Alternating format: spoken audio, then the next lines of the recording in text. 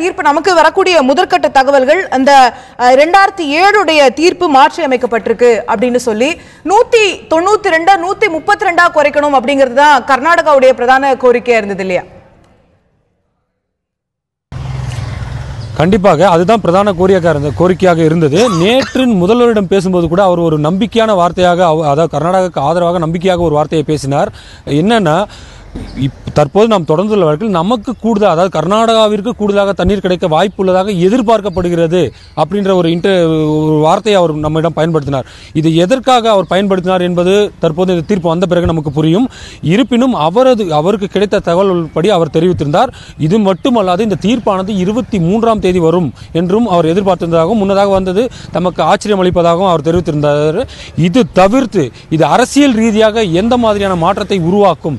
ஏனென்றால் ஏற்கனவே தற்போது இந்த தேர்தல் களமானது மிகவும் சூடுபிடித்துள்ளது கர்நாடகாவில். இப்போது இது தேர்தலுக்காக இந்த விவகாரத்தை பயன்படுத்துவார்களா என்பதுதான் இப்போது பிரதான கேள்விக்குறி. இருப்பினும் முதல்வர் தரப்பில் ஒரே ஒரு கோரிக்கை தான் அவர் வைத்தார். இதை அரசியலாக்க வேண்டாம்.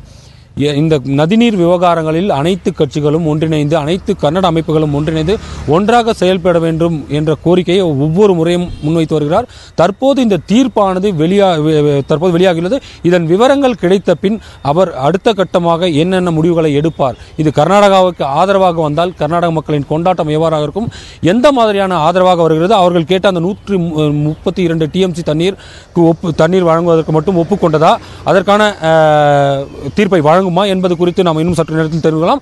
இது மட்டுமல்லாது இந்த தீர்ப்பு எதன் அடிப்படையில் வழங்கும் என்பது குறித்து அவரிடம் கேட்டு நாம் சாதாரணமாக ஒரு கேள்வியை முன்வைத்தோம் முதல்வரிடம். அவர் என்ன தெரிவித்தார் என்றால், ஏற்கனவே 2 முறை உச்சநீதிமன்ற அறிவுறுத்தலின் பேரில் தொழில்நுட்ப குழுவானது, அதாவது காவிரி தொழில்நுட்ப குழு அமைக்கப்பட்டு அந்த குழுவானது 4 மாநிலங்களிலும் ஆய்வு நடத்தியது.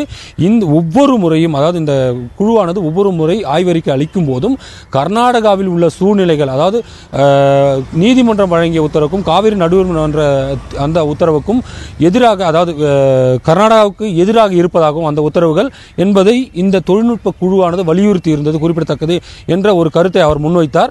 இந்த கருத்தின்படி தற்போது பார்த்தால் இந்த தீர்ப்பானது எப்படி இருக்கும் என்பது நாம் இன்னும் சில வினாடிகளில் தெரிந்து கொள்ளலாம். இந்த கருத்துக்கள், அதாவது இந்த ஆய்வறிக்கைகள், தொழில்நுட்ப குழு அளித்திருந்த ஆய்வு அறிக்கைகள் எந்த விதமான மாற்றத்தை ஏற்படுத்தியுள்ளது என்பது இன்னும் சில நிமிடங்களில் தெரிந்து கொள்ளலாம்.